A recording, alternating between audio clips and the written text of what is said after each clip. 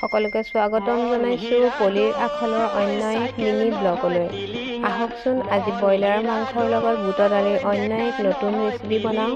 প্ৰথমতে মই ব্ৰইলাৰ মাংসখিনি গৰম পানীৰে ভালদৰে ধুই 15 মিনিটৰ কাৰণে মছলা সানি মেৰিনেট কৰি থলোঁ।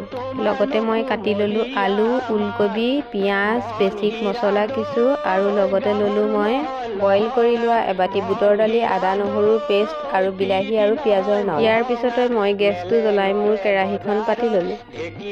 এতিয়া মই ভালদৰে কেৰাহীখন গৰম হ'বলৈ দি জোখমতে তেল ঢালি ল'লোঁ।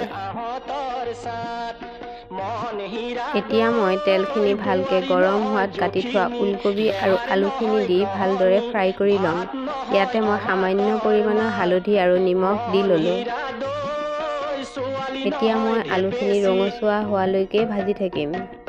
এতিয়া আলুখিনি ৰঙচুৱা হোৱাত মই ভালদৰে কাঁহী এখনত নমাই থলোঁ।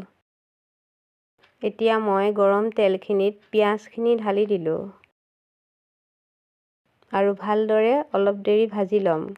পিঁয়াজখিনি ৰঙচুৱা হোৱাত মই তাতে কাটি থোৱা আদা, নহৰু আৰু কেঁচা জলকীয়াখিনি পুনৰ মিহলাই দিলোঁ।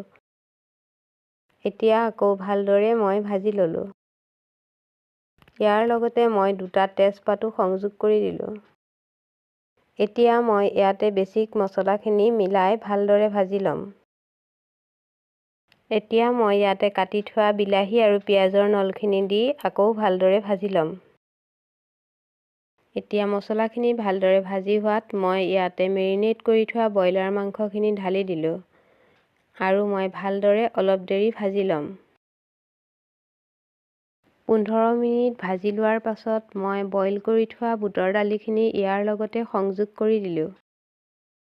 এতিয়া মই সকলোখিনি ভালদৰে মিহলাই আকৌ 15 মিনিটৰ বাবে কম জুইত ভাজি ল'ম।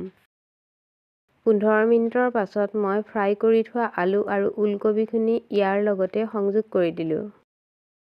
এতিয়া মই ঢাকনখন দি 15 মিনিটৰ বাবে গেছটো ল' ফ্লেমত দি দিলোঁ।